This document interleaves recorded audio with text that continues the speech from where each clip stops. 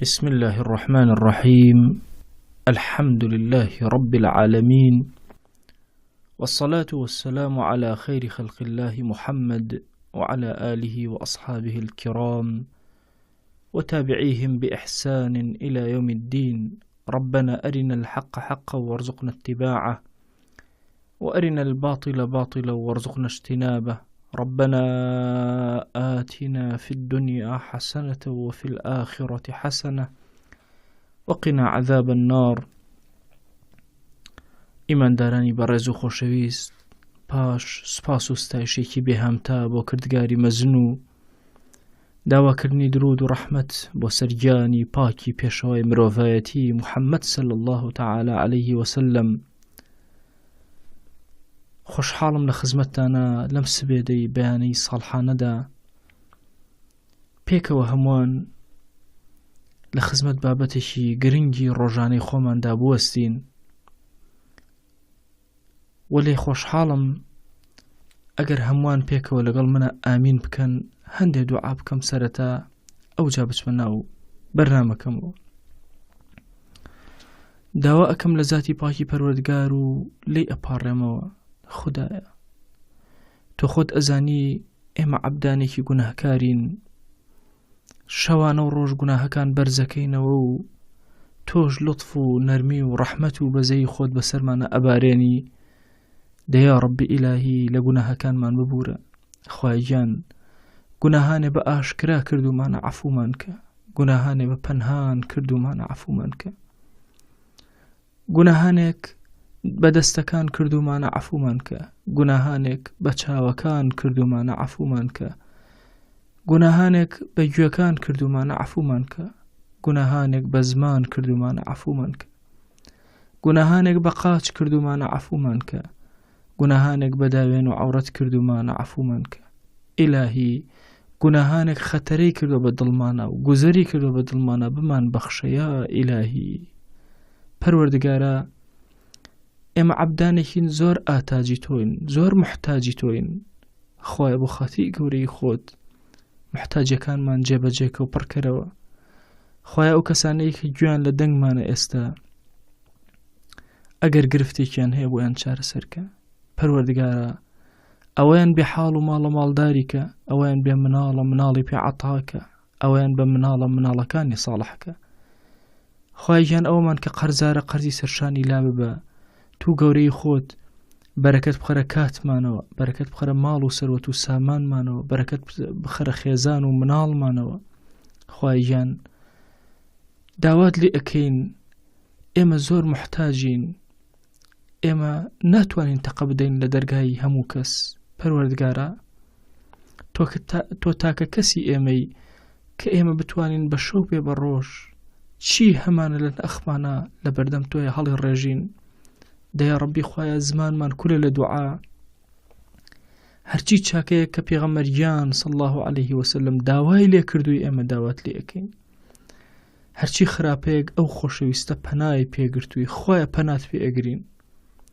خوایە هەر چاکەیەک ئەولیاکان، ئەصحاب، عولەمای گەورە داوایان لێ کردووی، پەروەردگارە ئێمەش داوات لێ ئەکەین. هەر خراپەیەک ئەوان پەنایان پێگرتووی، ئێمە پەنات پێ ئەگرین. خوای گیان داوات لێ ئەکەین ئەوەندە حەڵاڵمان لێرە بدەرێ لەم دنیایەدا محتاجی حەرام نەبین. خوای گیان تو گەورەی خۆت بمان پارێزە لە حەرام، حجابێکی ئەستور لە نێوان ئێمە و حەرامە دروستکە. پەروەردگارە بە ئەندازی مەشریق و مەغریب لە گوناهەکان دوورمان خەرەوە، پاکمان کەرەوە لە گوناهەکان. ئیلاهی پاکمان کەرەوە لە گوناهەکان.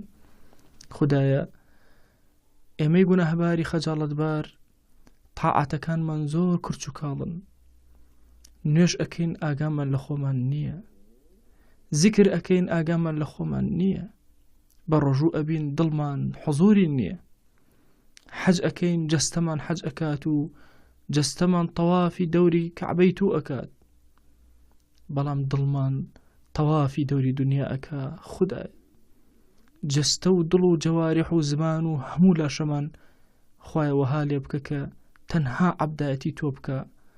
پەروەردگارە تۆ خۆت ئەزانی ئەم میلەتەی ئێمە ملەتێکە چەوسێنراوەتەوە، علمانیت و بێدینی کافرانی دنیا دەیها تەخطیتیان داناوە ئێمەیان تەفرەقەتی خستووە بەها جوانەکانی کوردەواریان لە ناومانە نەهێشتووە. خۆی بۆ خاتی گەورەی خۆت قائیدێکی عاقڵ و تێگەیشتوو وڵات دۆست مسلمان دیندار دەستپاک ئەمین بکەرە خاوەنی ئەم وڵاتە و ئێمەش هەمومان لە ژێریا بەحەوێنەرەوە.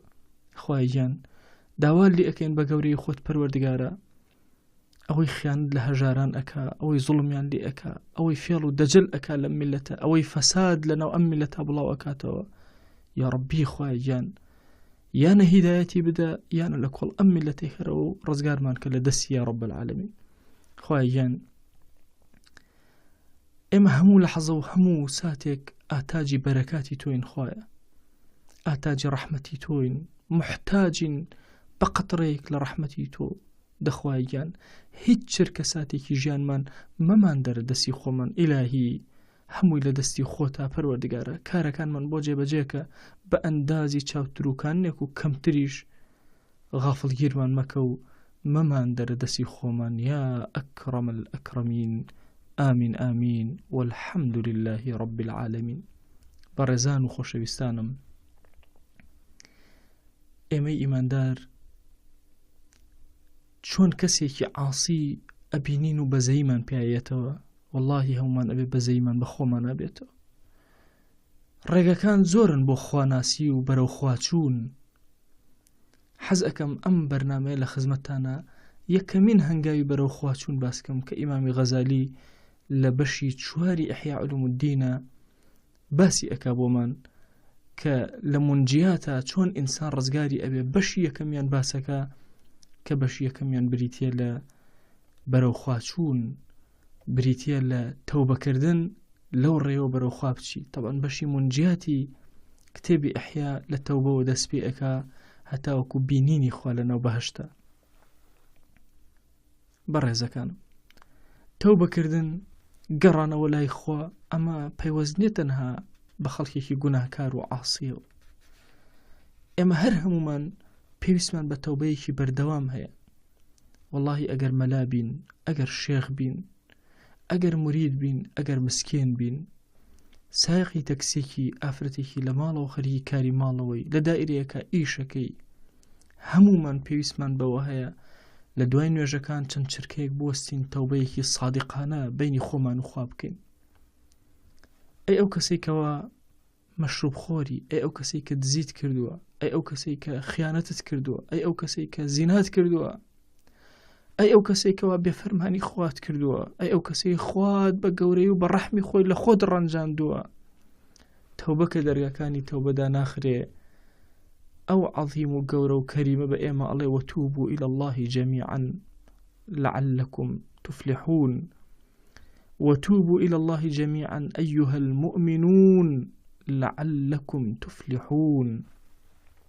توبة بكن هر هموتان جميعا بقرنا ولا إخوة هر هموتان قورو ورتان نهرو ميتان قناه بارو بي قناهتان أهل مزقوتو أهل بازارتان بقرنا ولا إخوة أقر إيوة إيمان دارن بقرنا ولا إخوة لعلكم تفلحون. والله فلاح آسودي للتوبة يا دزقيري إنسان شيرين ترين فرميسك أو فرميسكي كاتك إنساني مسلمان قناهيك أكات دوهت اللي بردم رب العالمين دیدەکانی ئەدەوڵێنێ چاوەکانی پڕ فرمێسک یەنە خوارەوە گۆنای تەڕ ئەبێ بە فرمێسکەکانی.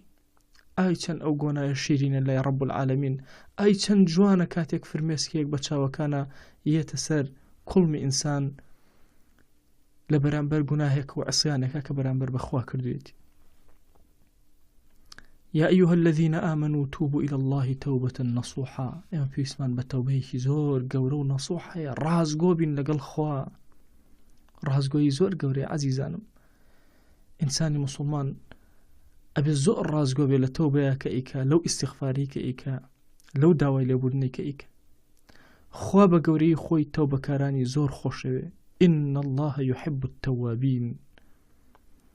إما بيسمان بوايكا بردوام بقرينا ولا إخوة جل جلاله إمام غزالي أفرمي التوبة واجبة على الدوام، بردوام إنسان بيويسي بالتوبة كردن هي همو كاريك جيبجيئكي استغفار بشوين يابيني. پیغمبری خوا صلی الله عليه وسلم أكرم الخلق سبحان الله خوا بعظمتي خوي بي أليت ليغفر لك الله ما تقدم من ذنبك وما تأخر. خوا لقنا كان لمو بيشو لو باشد بورا كشي خوي أفرمي من لروجك صدجار أستغفر الله أكم أي إيما أبيت شنك أستغفر الله كين وشني بقرين ولا يخو وشني توبة كين. وهي إمام غزالي أفرمي أما أجر حالي بيغمبريان بي صلى الله عليه وسلم أي حالي غيري أو أبيت شون توبة كات شون بقرت ولا يخو شون استغفارك قناها كان تششنيان زورة مروفيش بطبيعتي خوي قولة شوار بيك هاتا دروستي كردو وكو إمام غزالي أفرمي بيك هاتيق لإنسان صفات الربوبين هندي لقناها كان تقسيم بس الأم صفتي إنسان. طبعا إنسان بشيكي الربوبي تيايا بشيكي الشيطاني تيايا بشيكي بهيمي تيايا بشيكي سبوعي تيايا بشيكي خواي لإنسانها هي بشيكي شيطاني لإنسانها هي بشيكي آجري لإنسانها هي بشيكي درندي لإنسانها هي. مروف موزع وتوزيع كراوة بسر أم شوارشتا بشا ربوبيكا لإنسانا هندجا قناهي بودروسة بي وكو كبر وكو فخر وكو مدح وكو ثناء. أمانك لإنسانا سير أكي هندجار كبر أكا أما لو بشي أبي أقايلي بي هندجار شيطاني حسادت أكا في الله خلقك خراب أكاري أكا غش أكا نفاق أكا أما هموي بشي شيطاني لإنسانا بهيميش بريتي لشهوتي ورقو شهوتي داوين إنسان جاري وهي أو هالباني كإيكات لمسائل شهوانيات شبو سكيبة تيريكا يا أنواع شتيتيبكا شداويني بك نيبارزي لحرام أما بشي آجالية لنا إنسانا وبشي سبوعيش درندايتي لإنسانا بريتي لتوربون حقد وجواندان بخلقو كشتني خلقو ليداني خلقو بلا مرداني مالي خلقو أما هموي بشي سبوعي إنسان الشيطان يكم جاربو إنسان لكيو دي لكاميانا زوزو نجاحت إهنه لبهيمية نجاحت إهنه چونك بشي بهيمي إنسان زور أشكينه ويكمين هنگاوك إنسان تيئك بوي أبي زور آقاما ليبي لبرخاتي قدو معيدمان همو جياني خوما نفوتينين والله إنسان أو كسي كخزمتكاري قديتي بس خزمتكاري سر أوكان وهيچي تر أو كسي كوا خزمتكاري داوينيتي وكو آجالكان يتبيش شاو چوكا إنسان أبي عقلي لشويني خويا أبيت أبي كمالي عقلي هبيت كمالي عقلي جوها أكان لإنسان كزور بجواني راي بقري إنجا صفاتي سبعي دو همدانيك لإنسان هجوم أهينت إنجا الشيطاني إنجا الربوبي بويا زوريني قناها كاني إنسان كان لكوا توشيان أبي لبشي بهيمية لبشي آجالا كان لبيناوي سكا يانا لبيناوي فرج داوينا توشي قناها بي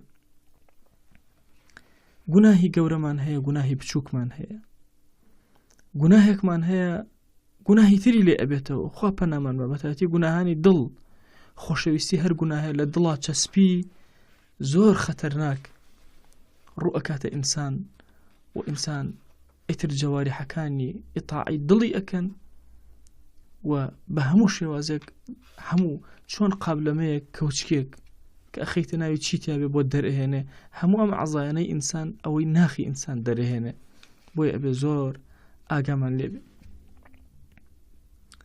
برزانم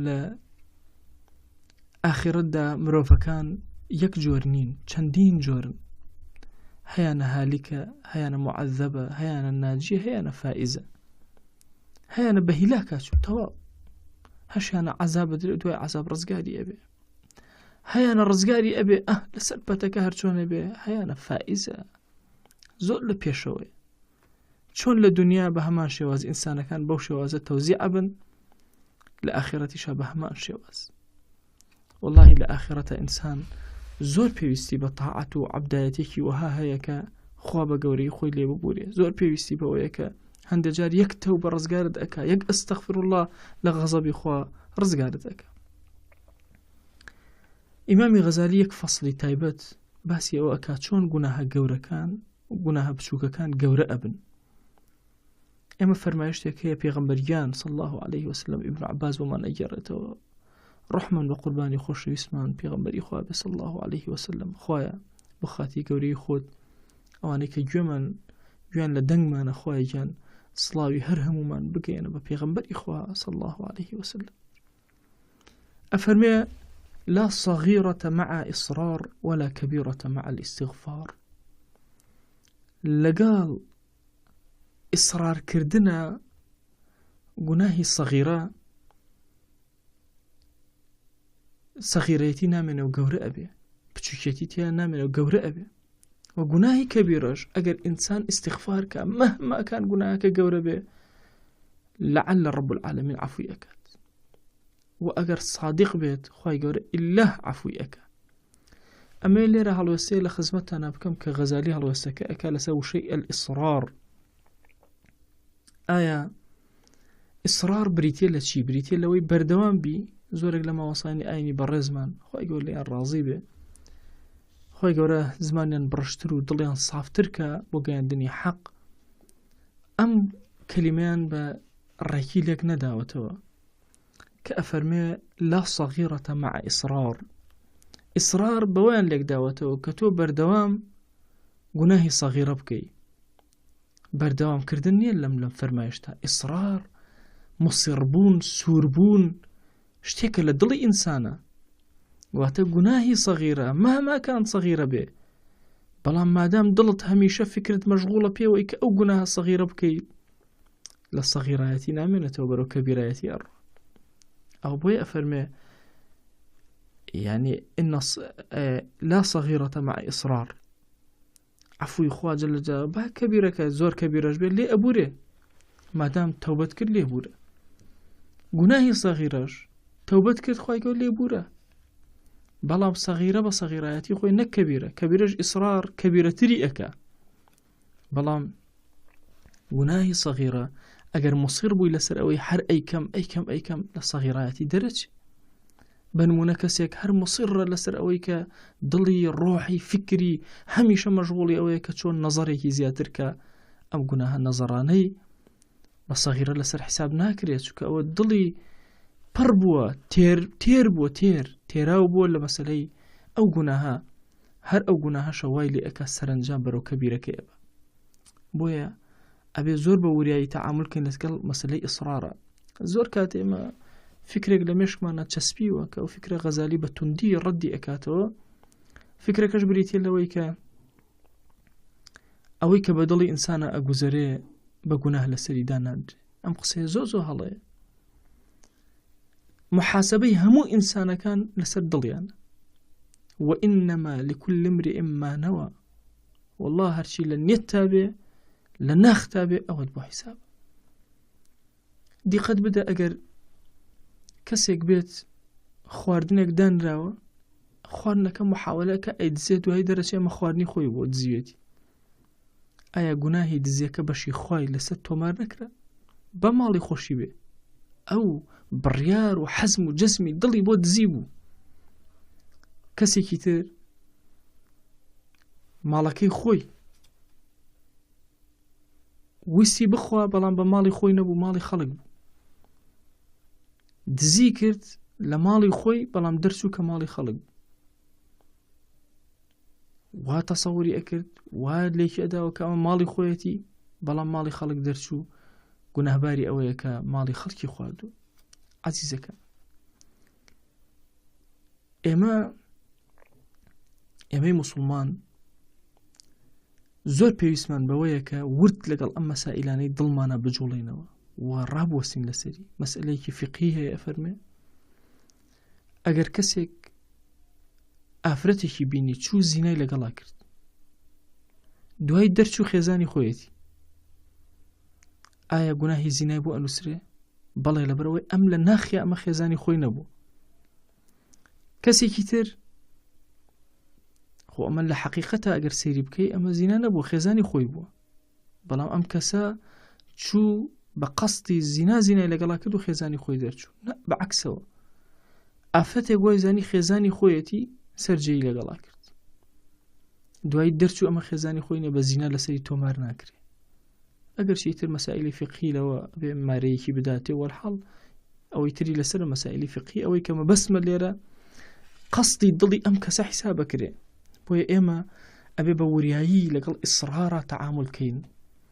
والله جاری وایە گوناهێک زۆر بچووکە، بەڵام تۆ مصڕی هەر کاتێ لەس بێتە ڕەت بیکەی، ئەو ئیسرارەوەکە ئەو گوناهە بچووکە بە بچووک تۆ نییە، نەزەرێک چەند بچووکە زۆر بە گەورە لەسەر ئەنووسێ لای خوا. بۆ چونکە ئەم نەزەرە بچووکە تۆ مصر بووی ناخت تێر بۆ لەوەی کە هەموو کاتێ ئەبێت جێبەجێیک، عەزیمەتێ هەبووە بۆی لەسەر هەموو عەزیمەتەکان و هەموو چرکە ساتێکی ئیسرارەکەی تۆ بە گوناه لەسەر ئەنووسرێ، بۆیە بە سەغیرەیەتی نامێنێتەوە ئەبێتە کەبیرە. هۆکار زۆرن بۆ ئەوەی کە گوناهەکانی بچووکی تۆ گەورە بکە. یەکێک لە هۆکارەکان ئەوەیە کە گوناهی بچووک بە بچووک سیرکەی، بە هیچ سیرکەی، بە نزم سیرکەی. وەڵا ئەوە وا ئەکا کە گوناهی بچووک بە هیچ شێوازێک لەسەر تۆ بە بچووکی نامێنێتەوە وە گەورە ئەبێت.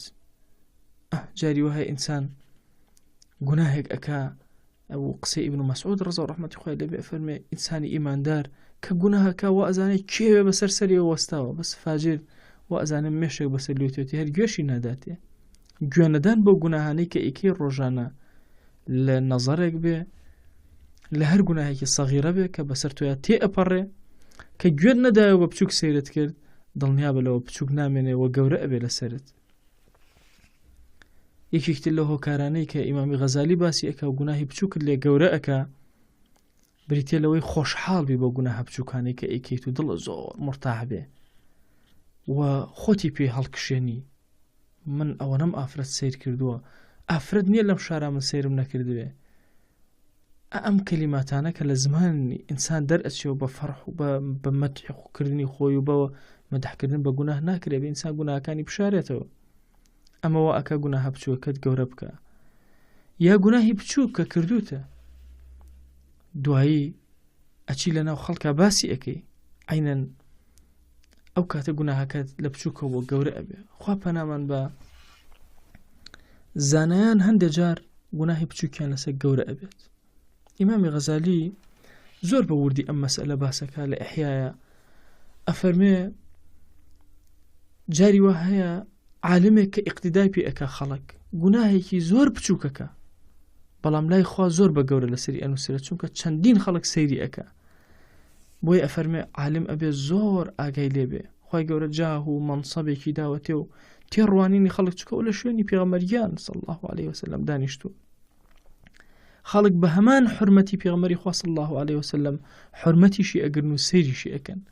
بۆیە هەندێک جار ماوەسانی ئاینی غەمی ئەوە ئەخۆن کە وەڵا کاکە گیان خەڵکێک هەیە بێڕەزیمان پێەکە. عەزیزەکەم هیچ پێویست ناکە خەمی پێ بخۆن، چونکە مەسائلێەوە ئەو کەسە چەند ڕێز لە پێغەمبەری خوا صلی الله عليه وسلم لە لای بێ، ئەوەندەش ڕێزی عولەما و قەدری عولەمای لەلایە، و چەندێک ڕێزی پێغەمبەری خوا صلی الله عليه وسلم لە دڵیا بچووک بێ، ئەوەندەش ڕێزی عولەما لە دڵی ئەم کەسە بچووک. بۆیە طەبیعی بێ بەلاتەوە پێغەمبەری خۆشەویستمان عليه الصلاة والسلام خەڵکێک هەیە ڕقی لێ بێتەوە، خەڵکێک هەیە بە ئەندازی پێویست نایناسێ، خەڵکێک هەیە حرمەتی تای لێ ناگرێ. ئەمە کاردانەوەی ئەبێ هەمان ئەو خەڵکانە لەگەڵ ماوەسای ئاینیشا حرمەتیان نابێت و ڕێزیان نابێت. بەڵام لە هەموو حاڵەتەکانە زۆرینەی کات خەڵک بە چاوێک کە ئەنەما سەیری پێغەمبەری خوا صلی الله عليه وسلم ئەکا کە سەیری زانایانەکە. بۆیە زانایان ئەبێ زۆر بە وریایی تەعاملکەن، گوناهە بچووکەکان لەسەریان بە گوناهی گەورە ئەژمار ئەکرێ. ئیمامی غەزالی ئەفەرمێ چۆن حەسەناتی بچووکی عولەما بە گەورە حیسابەکرێ لای خوا، زۆر گەورەیە، چونکە خەڵک سەیری ئەکا جێبەجێ ئەکا. سیواکردنی زانایەک زۆر زۆر گەورەیە. نوێژی سنەتی زانایەک سنەتە، بەڵام لای خوا زۆر زۆر گەورەیە، چونکە خەڵک ئیقتیدای پێوە ئەکا. دوعایەکی هەڵسوکەوتێکی جوانی گێڕانەوەی ئەمانەتێکی هەموو شتێک لەمانە لە لای مامۆسایەکی ئاینی خەیر و ئەجرەکەی زۆر گەورەترە. بۆیە هەموو هەڵەیەکیشی ویزرەکەی زۆر گەورەیە. طبعا ئەگە گوناهەکەی کەبیرە بێ بە نیسبەت عولەماوە دووجار و دەقات و سەدقات کەبیرەیە، و ئەگەر سەغیرەش بێ لە سەغیرەتی نامێنە ئەبێتە کەبیرە. واللهی مامۆسایەکی ئاینی بێ لە پێشاوی خەڵک خەریکی نەزەرکردن بێ، خەڵک ئیقتیدای پێوە کە بڵێن خۆ مەلا فڵانیش ئاوا ئەکا، واللهی ئام گوناهە بچووکە کە نەزەرێکە لەسەری نەزەر نییە زۆر گەورەیە. بۆیە ئەبێ زۆر ئاگامان لێبێ. هیچ مامۆسایەکی ئاینی وا تەسەور نەکات کە خەڵک متابعەی ناکە. هەموو مامۆسایەکی ئاینی کۆمەڵی خەڵکی تایبەتی خۆی هەیە و کۆمەڵی کەسان کە بە نەشاتەوە لەگەڵ یە ئەجوڵێنەوە و شوێن کەوتەی ئەون و تابعی ئەون. ئەبێ مامۆسای ئاینی زۆر چاوکراوە بێ و زۆر وریا بێ و زۆر واعی بێ، تێبگا لەوەی کە خوا نەخواسە نەکەوێتە ناو داوێکی زۆر خەتەری شێتانەوە کە وا تەسەور کە ئەم شخصێت و کەسایەتی و شتێک کە هەیەتی خۆیەتی. زۆر کادیم هەمی غەزالی ئەفەرمێ خوا حرمەت ئەنێ بە زانایەکەوە وا تەسەورەکە ئەم زانایی خۆیەتی، بۆیە وا ئەزانێ خۆی خاوەنی خۆیەتی. هەموو جارێک هەڵانێک ئەکات لەوە ئەچێت بچووک بێت، بەڵام زۆر بە گەورە لەسەری ئەژمارەکە لای خوا، چونکە ئەم کەسە مقتەدایە و خەڵک شوێنی ئەکەوێ هەموو جوڵە و هەموو حرەکە و هەموو نەفەسێکی لای خەڵک حیسابی تایبەتی بۆ ئەکرێت. بۆیە بەڕێزەکانم، مامۆسایانی ئاینی خۆشەویست، پێویستە لە هەموو کەس زیاتر ئێمە ئاگامان لە گوناهەکان بێ، ئێمە خۆمان پارێزراوکەین لە گوناهەکان، ئێمە خۆمان دوورخێنەوە لە گوناهەکان. بۆیە ئیمامی غەزالی ئەفەرمێ وينبغي للعالم أن يتوسط في ملبسه ونفقته وليكن إلى التقلل أميل فإن الناس ينظرون إليه. پێویستە زانا جلەکانی وەسەد بن، نەفەقە و ئەو شتێک کە سەرفی ئەکا بۆ ماڵ و مناڵی لە حەدێکی وەسەتا بێ، زیادە ڕەوی نەکرد بێ، بەڵکو بۆ لای کەمیش بڕوانێ هێشتا. وليكن إلى التقلل أميل، لە بەرگ و پۆشاکە، لە خواردن و خواردنەوەیە، فإن الناس ينظرون إليه، چونکە خەڵک چاویان لەسەرەتی. ئەم چاو لەسەربوونا من نیعمەتێکی خوای گەورەیە، وا تەسەور نەکەی. هەندێک مامۆسای ئاینی هەیە بە بێزاری، یعنی مناڵەکانیشی ئەوە پەروەردە ئەکا کە ئەیتر ئێمە چی بکەین لە خەڵک، خەڵک چۆن چاویان لەسەرمانە، ئیتر مامۆسا نابێ ئەوە بکە، نابێ ئەو بکە، ناوە فەزڵە، ئەوە هەمووی فەزڵی خوایە، ئەبێ سەیری ئەو فەزڵانە وەکو فەزڵ سەیری بکەین. وينبغي له الاحتراز مما يقتدي به فيه، لكوا خلق شويني أم أكوي يقتدى به فيه، هج لكوا خلق شوين أم أكوي أبي أم أغاي لخوي به، فإنه متى ترخص في الدخول على السلاطين وجمع الحطام فاقتدى به غيره، حتى لما سلتشون لاي سلطان وأمراء بداخل ولم لم خلا مامۆسایانی ئاینی زۆر تێکەوتون. سێرەکەی مامۆسایەکی ئاینی تەلەفۆنی بۆ ئەکرێت لە شوێنێکەوە مەسئولێکەوە دنیای لێتەیەک خەخەوی لێ ناکەوێت ئاموشوەکە کاکە مەسئولێک چێت تەلەفۆنی بۆ کردی خۆ تیارنی هەڕەشەش لێ بکە هیچی پێ ناکرد. لەبەرەوە مامۆسای ئاینی ئەبێ زۆر واعی بێ، زۆر گەورەتر لەوەی خۆی تەسەڕوفکە. ئەمڕۆ بەداخەوە ئەڵێم ئێمە لە کوردستانە لەگەڵ ئەوە هەجمەیەکی زۆر گەورە لەسەر مامۆسایانی ئاینی هەیە. خۆشمان ئێمە مامۆسایانی ئاینی زۆر بچووک سەیری کاروبارەکانی خۆمانەکەین. بۆیە ئەبینی مەسئولێکی درۆزن بێوێ هەرچی مەلایە کۆی ئەکات، ئێمەش هەومان ئەچین لە سێڵفی لەگەڵا ئەگرین و ڕسمی لەگەڵا ئەگرین و خۆمانە بێنە پێشەوە لی، کە بەڕاستی ئینسان تەریقە بێتەوە لەم حاڵانەی کە هەیە. مامۆسای ئاینی قەدر و پێگە و مەکانەتی خۆی زۆر گەورەیە. گرنگ نییە بچۆرە مەجلیسێکەوە بڕۆ لە دوای دووەوە دانیشە، قەدر بە شوێنەکە نییە، بە خەڵک لە پێشەوە بێ، هیچ مهتەم ببن بەوانەوە. ئەوە هیچ گرنگ نییە بە نیسبەت مامۆسای ئاینیەوە. ئەوەی کە گرنگە مامۆسای ئاینی ئەبێ هەیمەنەتی مەلایەتی خۆی پارێزێ. تخوا بێشەرمی نییە مەلایەکە ئەچێتە لای سەلاطین و سوڵتانەکان خۆی ئەنەوێنێ و قسە ئەکات و پێیە هەڵ ئەدا و وەڵاهی لەم کاتی ڕێفراندۆم و بەزمێکە کردیان ئینسان بەزەی بە مامۆسایانی ئاینی ئاهاتەوە. ئاخر لە خۆتەوە چاوەڕوونی ئەڵڵاهو ئەکبەری چیەکەی لە مزگەوتەکانەوە، ئاخر چاوەڕوونیە لە خۆتەوە بۆ لای ئەم مەسئول و ئەو مەسئول بۆ ئەڕۆی. ئێمە زۆر پێویستمان بەوەی چاومان کراوە بێ ماوەسە ئاینی حرمەتی مەلایەتەکەی خۆت بگرە لە مزگەوتەکەی خۆتە 100 مەسئول لەبەر پێتاکێ ماوەسە ئاینی واللهی واجبە لەسەر هەر یەکێکمان لە ئیحیای ئیمامی غەزالی زۆر بکۆڵینەوە زۆر بخوێنینەوە ماوەسانی گەورەی قەدیمی هەموو جارێ ئەیان فەرموو با بچینە خزمەت غەزالی هەندێک جوێنمان پێ بدە جوون هەندێک با جوێنمان پێ بدە ئیمامی غەزالی قسەمان پێ بڵێ ئێمە پێویستمان بەوەی ئەم خاڵە کە غەزالی باسیەکە بە ورد سەیریکەین تۆ ئەمڕۆ ئەچی بە دوای مەسئولێکەوە ئەو خەڵکە کە ئەڕوا هەر هەمووی گوناهبارە بێت جەنابێ ویزری هەر هەمویان هەڵەگری بۆیە وا تەسەوور مەکە بە ئاسانی بەسەر تا تێپەڕێکە جوە مێزەرێکە لەبەر کردەوە بزانێ قیامەتیش هەیە واللهی لە هەموو کەس زیاتر ماوەسە ئاینی پێویستی بە ئیستیغفار هەیە پێویستی بە تەوبە هەیە پێویستی بە گەڕانەوە بۆ لای خوا هەیە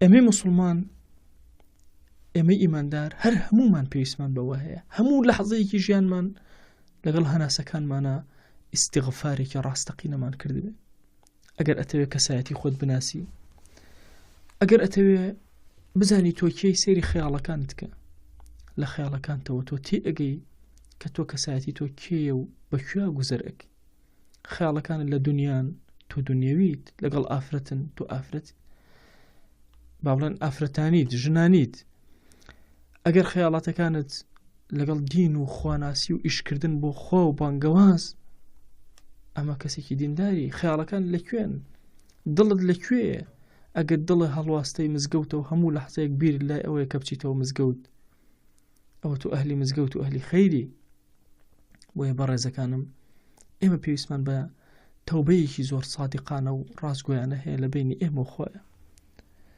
ئێمە پێویستمان بەوە هەیە کە ڕازگۆ بین لەگەڵ تەوبەکانمانە ئێمە پێویستمان بەوەیە ناخمان ناخێک بێت کەوتی ئەستەغفر الله هەرچی دەرگاکانی ئاسمانە لەسەری بکرێتەوە وشەی ئیستیغفارەکەی لە لای خوا بیسراوە بێ و قبول کراوە خۆشەویستانم تەوبەکردن و گەڕانەوە لای خوا پێویستی بە کۆمەڵێ مەرجی زۆر تایبەت هەیە ئیمامی غەزالی زۆر لەسەری باسی کردووە گرنگترینیان بریتە لەوەی بە زمان ئینسان تەوبە بکە بە دڵ بگەڕێتەوە لای خوا طبعا هەندێک جار ئێمە پەشیمانیمان لە وشەی کوردی داناوە لە بەرامبەر ئەوەی کە ئینسان پەشیمان بێتەوە خوا عەفوی ئەکا مجەڕەدی پەشیمانیەکی ڕوت هیچ نییە وەکو ئیمامی غەزالی باسی ئەکا چونکە کافریش کە گوناهەکە پەشیمانە لە گوناهەکەی و ناخی پێخۆش نییە و ئەزانین ئەو ناخۆش بوونەی کە بە ناخادێت بریتێ لە تەوبە نەخێت بەڵکو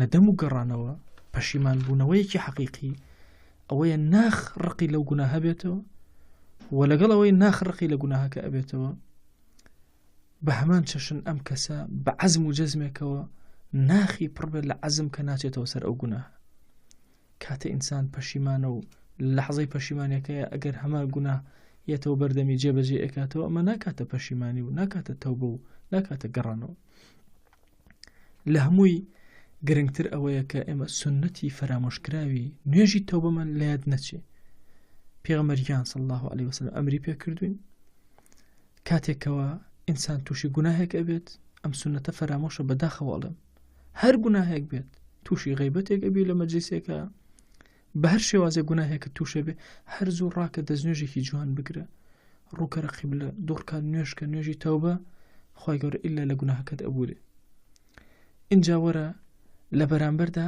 حەسەنات جێگەی سەیئاتەکان بگرەرەوە ئەمە خاڵی دووهەمە کە غەزالی باسی ئەکە هەموو گوناهێک لە جنسی خۆی سبحان الله ئەفەرمێت چۆن گوناهەکان موەزەعن بە هەمان شێواز تاعەتەکانیش موەزەعن بەنمونە هەندێک گوناه هەیە لە ماڵەکەی تۆیە بە شەو نوێژ ئەڕوا ئەبێ شەو نوێژکەی هەندێک گوناه هەیە پێویستە بە قورئان خوێندنە لە ماڵەکەتە هەنێش گوناه هەیە پێویستە بە سەڵەوات هەیە هەندێک گوناه هەیە پێویستی بە میوان هەیە میوان ڕووبکاتە ماڵەکە تاوەکو گوناهەکان بڕوان لە کۆڵەکەون بۆیە ئێمە پێویستمان بە گەڕانەوەیکی حەقیقی هەیە و پێویستمان بە پڕکردنەوەی ئەو شاغیرانەیە کە لە ژیانمانە دروست بوو زەمن کە ڕۆژ ناگەڕێتەوە بەڵام ئەکرێت قەرەبووی گوناه بکرێتەوە بە حەسەنات چونکە ئەم دوانە پێکەوە ئەپێورێن لە قیامەتە پێویست ئەکا لە جۆری خۆیان حتا لە مەسەلەی غەیبەتە ئیمامی غەزالی ئەفەرمێ ئەگەر هاتوو ستەمە لە براکەت کرد بە خراپە باسە کرد ئەمەندەی بە چاکە باسکەرەوە چکە ئەم دوانە بەرابەری یەک ئەکەنەوە لە دوایە خۆی گەورە لێت ئەبورێت.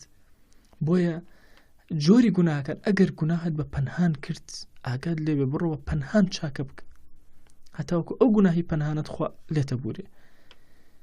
گوناهت کردووە نەزەرت کردووە اینجا چاو بگرەرەوە لە بەرامبەری ئەوە هەمان شێواز واتە لە جینسی گوناهەکەت بڕۆ حەسەنات و چاکە بکە، سەدەقە بکە، خەیر و خەیرات بکە، محاولە بکە تووشی حرامێک بووی گومانت هەیە لە پارەیەک بڕۆ ببەخشە حتا خۆی گەورە دەروی خێر لێ ئەکاتەوە عەفوتەکە.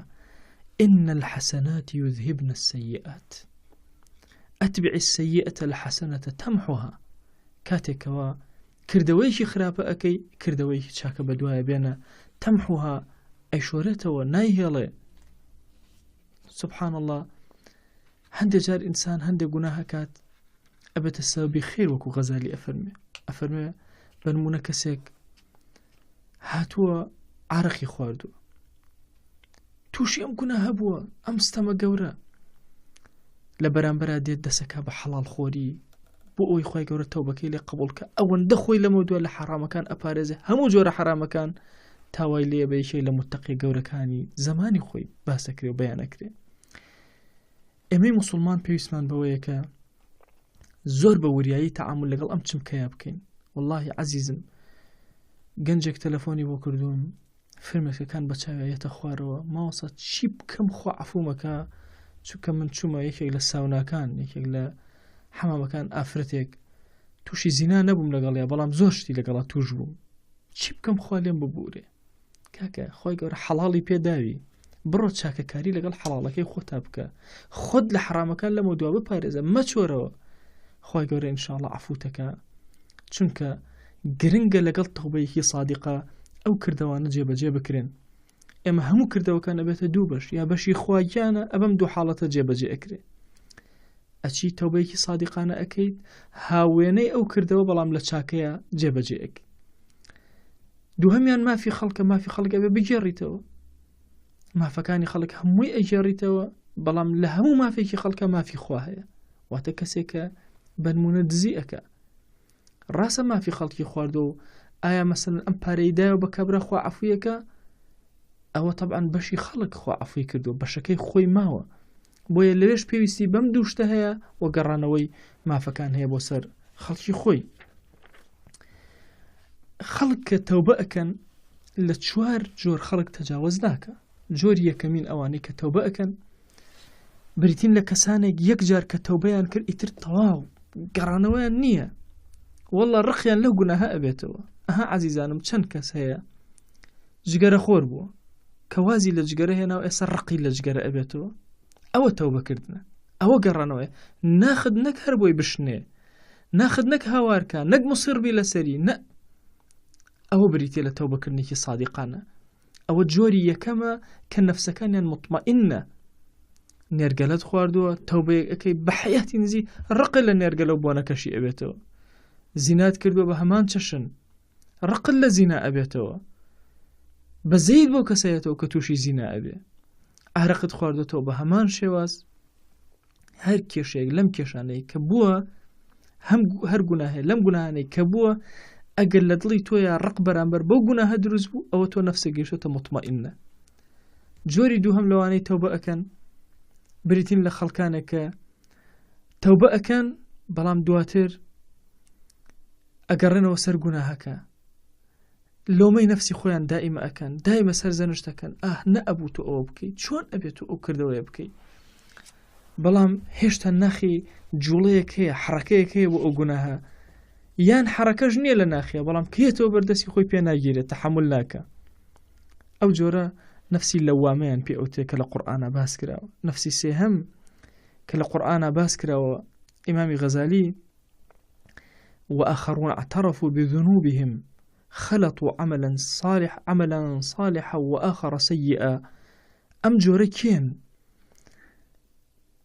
تەوبە ئەکات بەردەوام ئەبێت. طبعا ئەوە جۆری دووهەم لەگەڵ جۆری یەکەمە زۆر مەقبولە چونکە بە هیچ شێوازێک گوناه وای لێ ناکات لە تاعەتێ دوورکەوێتەوە.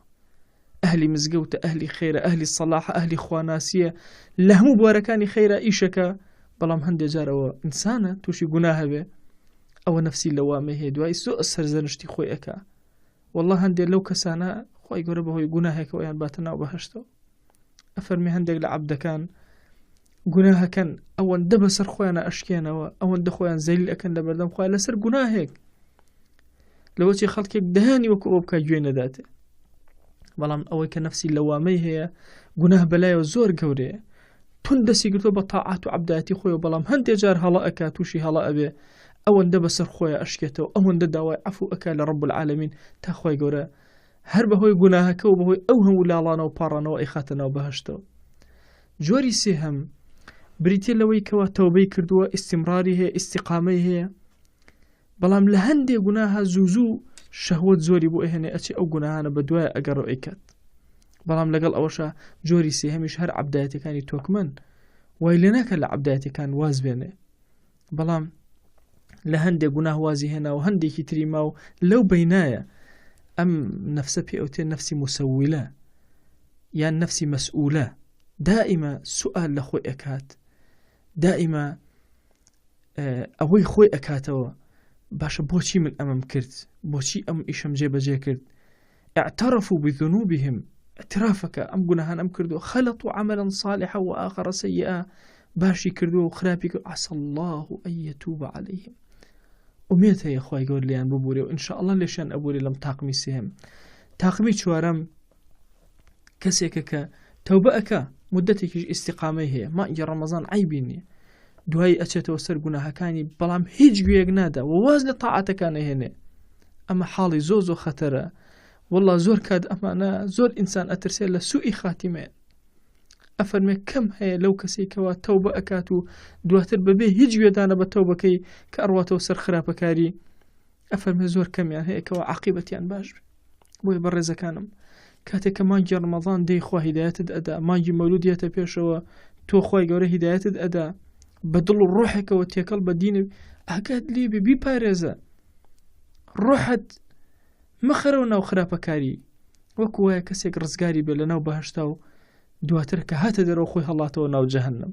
عەزیزەکانم، ئەم بەشی چوارەمە زۆر خەتەرە. گەنجە بەڕێزەکان، تکام وهایە خوشکانی بەڕێز نەکەی تووشی ئەم حاڵەتە بی، مەهما کان گوناهکار بی، ڕێگەی بەرماڵ و خواناسی و دینداری بەرنەدەی. ئافرەتێک جارێک تەلەفۆنی بۆ کردوم، ئەگرێ، ماوەسا من 3 مانگە نوێژم نەکردو، ئەخ کچەکەم بۆ نوێژ ناکەی؟ واللهی ماوەسا من تووشی مڕاسەلە بووم، هەندێک نامم لەگەڵ گەنجێکە گۆڕیوەتەوە، ئیتر من بۆ نوێشکەم. نا ئەوە شەیطانە، نەچی بچیتە خانەی چوارەمەوە، واز لە تاعاتەکانە بێنی، عەبدایەتەکانە بێنی و بچیتە سەر خراپەکاری، نەخێر. ئەبێت تۆ مەهما کان شەیطان زۆرت بۆ هێنێ لە گوناهێکە، ڕێگای بەرماڵ و مزگەوت و خواناسی بەرنەدەی، لەعەلە لە سوچێکەوە خوا ڕەحمت پێ ئەکا و دەرگاکانی خێر بەسەر تاواڵە ئەکا و نەجاتە ئەبێ لەو گوناهە. ئێمە ئەمڕۆ لە ڕۆژگارەکان عەزیزەکانم تەوبەی کولیمان بۆ ناکرێ، ناتوانین تەوبەی کولی جێبەجێ بکەین، واتە هەرچی گوناه هەوازی لێبێنین، تەرکی تەواوی گوناهەکان کەن. ئەمە ڕوتبەیەکی زۆر گەورەیە، ئەولیای زۆر گەورە بە ریاضەی زۆر گەورە بە خۆمانوبوونی گەورەت پێ ئەگەن، بەڵام ئەکرێ یەکێک گوناهەکانمان تەحدید بکەین. بنمونە گوناهی غیبەت تەحدید دەکەم، بە هیچ شێوازێک گوناهی غیبەت ناکەم. ئەمە کۆنتڕۆڵم کرد، نەفسم مطمئنە، ڕقم لە غیبەت بوویەوە، ئیتر ئەوە نەفسەکەت بوو بە مطمئنە. هەندێک جار تێکەوتیتەوە، ئەوە لە وامەیە، هەندێک جار کرد و گوێت نەدایە و هەندێک جار ئەوە بریتێ لە چی مەسئولە. ئەگەر هاتوو بەینە هاو بەمێشتا تەوبەیەکە کرد و ئیتر بە خراپی ڕۆیچوویتەوە ناو غیبەتەکەت، ئەوە ئەکاتە نەفسی ئەمارە بالسوء، خوا پەنا من بە. بۆیە عەزیزەکانم، یەک گوناهەکان ئەبێت تەحدید بکەین و یەک تەوبەیەکی زۆر سادقانە و ڕازگۆیانە لە بینی خۆمان و خۆیان جێبەجێکەین. ئەگەر ئەبێ هەموو یەکێک لە ئێمە، زۆر کاتێمە باسی تەسکیەمان کردو، بەڵام لەکوێوە دەست پێ بکەین گرنگە کە باسمان نەکردو، لەکوێوە دەست پێ بکەین، لەوە دەست پێ ئەکەی گوناهەکانی خۆت ئەژمێری، هەر هەمویان تەحدید ئەکەی، دیاری ئەکەی، دوایی زۆر تەوبەیەکی سادقانە بینی خۆت و خوا لەسەر ئەو گوناهانە ئەکەی، لەعەلە خۆی گەورە دەرگای خێرە بەسەرە ئەکاتەوە، یەک لەم گوناهان ئەپاڕیتەوە، ئەلاڵیتەوە، خۆت زەلیل ئەکەی لە بەردەم خۆیان تا خۆی گەورە ڕزگار دەکە. زۆر ئاساییە گەنجی بەڕێز، تووشی نەخۆشی سیرکردنی ئافرەت هاتووی تەوبەکە بگەڕێرەوە بپارێرەوە خۆت زەلیل کە لە بەردەم خوایە عەفوم کە هاواری زۆری لێ بکە ئیلا ڕەب العالەمین لە گوناهەکەت ئەبورێ هیدایەتت ئەدا کەیوات لێ هات کە خۆت گرتەوە لە حرامەکان بزان نەفسەکەت مطمئینە هەموو حرامەکانی تر بەم چەشنە تووشی ڕیابازی هاتووی وەرە تەوبەکە لە ڕیا و کۆنتڕۆڵی خۆت کەرەوە تووشی ئەوە هاتووی لە نوێژە ئاگات لە خۆتنی خەیاڵاتەکانە ئەڕوا هەر دەقەی لە شوێنێکی باسی دنیا ئەنواع جۆری باسی دنیا شەیطان زۆرت بۆ هێنێ حتى هەندێک جار سبحان الله هەندێک دوعات و عولەما و ئەوانە لە نوێژەکانیانە کە غەزالی ئەفەرمێ تووشی نەخۆشێکی زۆر خەتەر ئەبن نەخۆشیەکەش بریتێ لەوەی کە لەناو نوێژەکەیە بیر لەوە ئەکاتەوە کە چۆن دنیای دەستکەوێ بۆی کارە دینیەکانی جێبەجێک حتا ئەو جۆرەش منهیە چووکە تۆ لە نوێژە لە بەردەم خوایە وەستاوی ئیمامی ئیبن القەیم ڕەزا ڕەحمەتی خوای لێبێ بەوە لێکی ئەداتەوە کە کەئەنەما ئینسان ڕێ بۆ خوادا ئەنێ بۆ ئەوی ڕزقی بدا ڕێ بۆ خوادا ئەنێ کە ئیشەکانی بۆ جێبەجێکە ئەڵێ لێگەڕێەوە ئیشی تۆ نییە بە کولی خۆت تەسلیمی خوا بکە جەل جەلالو و لەعەلە خوای گەورە دەرگاکانی خیر بەسەر تاواڵە ئەکا بۆیە ئەم چوار سنفەی کە باسم کردن ممکنە مرۆڤێک لە صیفەتێکە نەفسی مطمئین بێ لە صیفەتێکی ترە نەفسی لەوامە بێ لە صیفەتێکی ترە نەفسی مەسئولە بێ لە صیفەتێکە نەفسی ئەمارە بالسوء بێ مەرج نییە کە ئەم نەفسە وتە ئەمارە بالسوء لە هەموو شتێکە ئەمارە بالسوء بێ بۆیە ئەبێ ئاگامان لێبێ بە وریایی تەعامل لەگەڵ گوناهەکانمانە بکەین و بە وریایی ڕێگاکانی تەوبە بگرینە بەر لەعەلە خوای گەورە لێمان ئەبورێ بەزەی خۆی بەسەرمانەدا ئەبارێنێ بەڕێزەکانم چۆن ئێمە چارەسەرکەین کۆتایی وتارەکەم بەوە ئەهێنم چۆن ئێمە بین چارەسەری ئەم حاڵە بکەین چۆن ئێمە وەعزی نەفسی خۆمان بکەین چۆن بەسەر خۆمانە بشکەینەوە تاوا بکەین لە نەفسمان لەم گوناهانە دوورکەوێتەوە یەکەمین شتێک کەوا ئەکات ئینسان بگێڕێتەوە بریتێ لە قورئانی پیرۆز واللهی ئەو کەسەی خزمەتکاری قورئانەکە ئەو کەسەی لە خزمەت قورئانە ئەژی ئەو کەسەی لەگەڵ ئاەتەکانی قورئانە تێکەڵ ئەبێت ئەمە دەرمانێکی زۆر گەورەیە عیلاجێکی زۆر بەهێزە شیفایەکی زۆر کاریگەرە لە گوناهەکان ڕزگارت ئەکە واللهی ئەو کەسێک کە لەناو گوناهەکانە ئەگەوزێ ئەمەی پێچارە سەر ناکرێ بۆیە ئێمە پێویستمان بەوەیە کە زۆر بە وریایی تەعاملکەین لە خزمەت قورئانە بەتایبەتی ئاەتی تەخویفی مذنبین ئەو کەسانەی گوناهکارن چۆن ئەو ئاەتانە ڕای ئەچڵەکێنێ فەرمایشتەکانی پێغەمبەریان صلی الله عليه وسلم قسە و وتەی زانایانی گەورە زۆر تەئسیر ئەکا لەوەی کە تەخویفت کە لە گوناهەکان و بگەڕێیتەوە لە گوناهەکان دووهەمین دانە ژیانی پێغەمبەران و سەلەفی ساڵح زۆر گەورەیە بۆ ئینسان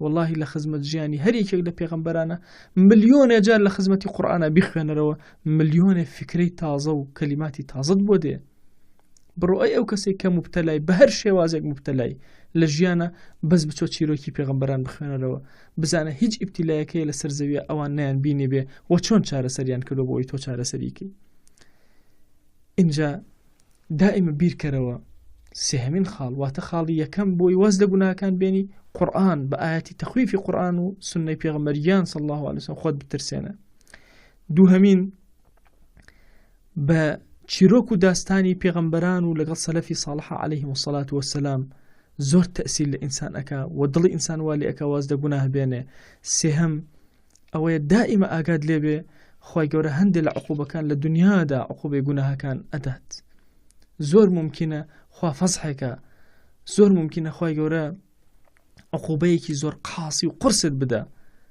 ئێمە ئەبینین پێغەمبەران عەلەیهیم الصەلاة وەسەلام لەسەر ذەنبی زۆر بچووک خوای گەورە عقوبەی داون ئاتۆ فەرموو سیرکە یونس عەلەیه السەلام پشتە کاتە دەعوە بانگەواز بە ئیجتیهادێکی خۆی بەڵام ئیجتیهادێکی غەڵەت کە نابێ پێغەمبەران عەلەیهیم الصەلاة وەسەلام بەبێ فەرمانی خوا شوێنی دەعوە و بانگەواز و شوێنی بەرەنگاربوونەوەی کافران بەجێ بێڵن بۆیە سێرەکەی خوای گەورە یعنی سجنی ئەکا لە سکیح و تا عقوبەی ئەدا ئەیوب عەلەیه السەلام ئەیوبی مەشهور بە دەردەدار دیقەت ئەدەی خوا عقوبەی ئەدا هۆکاری عقوبەکەی چییە بریتێ لەوەی کە جوان جوابی فەقیرێک ناداتەوە هەرچی ماڵ و ئەموال و سەرۆت و سامایەتی لە دەستی ئەچێ خوای بۆ خاتی گەورەی خۆی خوای بۆ خاتی گەورەی خۆت ئەم زاڵ مستەمکارانەی کە جوان جوابی ئەم میلەتە نادەنەوە حرمەتی ئەم میلەتە ناگن بەس ئاگیان لە گیرفانی خۆیانە خوایان دەردەداریان کە وەکو دەردی ئەیوب عەلەیه السەلام خۆی داوا لێ ئەەکەم بە گەورەی خۆت بەزەیی خۆت بەسەر ئەم هەژار و نەداری ئەم وڵاتی ئێمە ببارێنە. واللهی ئینسان دڵی ئەقرچێتەوە کاتێک کە هەژاری ئەم وڵاتە ئەبینێ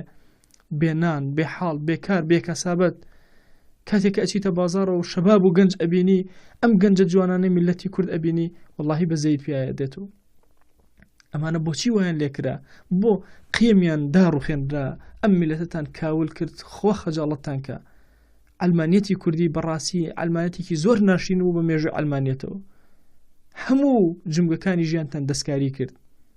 فەرموو ئێستا لە ماڵەکانە ئەنواع گرفت و کێشەمان هەیە بە هەموو شێوازێک. ئێوە خاوەنی خۆتان نەبوون کە ئەتانزانی ئێوە خاوەنی خۆتان نین بۆ ئەم وڵاتان کاول کرد. دەبڕۆن لە کۆڵمان کەون خوا بۆ خاتی گەورەی خۆت تڕۆی ئەم دنیا و دنیاتان کە. بەڕێزەکانم بچمەوە سەر ئەسڵی بابەتەکە، گوناهت پێ چارەسەر ناکرێ. قورئان حکایەتی ئەنبیا تعجیلی عقوبە لە دنیا ئاگات لێبێ. واللهی جاری وای ئینسان لەبەر گوناهێک خۆی گەورە عقوبەی ئەدا لە ڕزقیە، لەبەر گوناهێک عقوبەت ئەدا لە جەستەدا. ئاتۆ کاتێک کە نەخۆشی بیرکەرەوە بزانە چیت کردووە، تەوبە کە بگەڕێرەوە. ئاتۆ بزانە ئەیوب عەلەیهی سەلام لاشەی دا نەڕزا لەبەر یەک فەقیر و هەژار کە جوان جوابی نەدایەوە.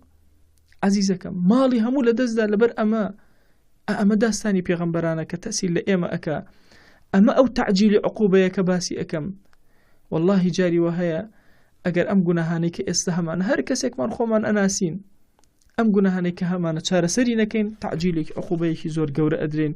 کۆتا خاڵ لە خزمەتانە ئێمە زۆر پێویستمان بەوەیە کە بوەستین لەسەر یەکێکی گوناهەکان و سەیری فەرمایشتەکانی پێغەمبەریان کەن صلی الله علیه وسلم بزانین عقوبەی لە دنیا چییە، لە ئاخرەتە عقوبەی چییە. هەر هەمومان ئێمە ئێستا ئەزانین کە کۆمەڵێ گوناهی زۆرمان کردووە و هەمیشە دەردێکی زۆر کوشندە کە ئێمەی کوشتووە بریتێ لە تەسویف. هەر ئەڵێن دوایی تەوبە ئەکەین. ئیمامی غەزالی نمونەیەک گەیەنێتەوە. ئەم نمونە لە خزمەتانە باسەکەم و کۆتایی بە باسەکە ئێنم. ئەوش بریتێ لە چی؟ بریتێ لەوەی کە وەکو وایە دارێکی بچووک ئەتەوێ هەڵیکەن. ئەڵێ ئەم ساڵ هەڵی ناکەنم بۆ ساڵێکتر بۆ ساڵێکتر بۆ ساڵێکتر. جار بەجار دار قایم ئەبێ ئەستور ئەبێ ڕێگەکانی دا ئەکوتێ. تۆش لاوازەبی، تۆ بەرەو پیری ئەڕۆیی. بۆیە دواتر دارەکەت پێ هەڵ ناکەن لە داری شەهوەت. هەتا وەکو نەونەمامێکی بچووکە هەڵی کێشە. دواتر کە گەورە بوو دەرەقەتی نایی بە زۆر مانوبوون نەبێ. بۆیە عەزیزانم خراپەکاری گەورەترین خراپەکاری بۆ مرۆڤایەتی بریتێ لە تەسویف، بریتێ لەوەی کە بڵێ لەمە دووە وازەهێن و تەوبە ئەەکەم. نە ئێستا واز بێنە هەتا لە حەزەیەک زووتر دارەکەت بچووکتر و ئاسانتر بەدەستەوەیە. خوای بۆ خاتی گەورەی خۆت ئەم بەرنامە و تەواوی بەرنامەکانمان لێ قبوڵ کە، دەرگاکانی تەوبە بەسەر دڵمانە واڵا بکە. خوای گیان بمان گێڕە لەو کەسانەی بە سدق تەوبە ئەکەن بە ڕازگۆیی. خوایە لەم بەرنامەیەوە هاوار بۆ تۆ ئەهێنین. خوای گیان ئێمە ڕەش بوون بە گوناه بۆ خاتی گەورەی خۆت سپیمان کەرەوە، دڵمان دەستمان دەممان داوێنمان قاچمان خوای گیان سپی کەرەوە بۆ خاتی گەورەی خۆت. ئارامی بەسەر وڵات و ماڵ و نیشتیمان و دڵ و گۆڕمانە ببارێنە.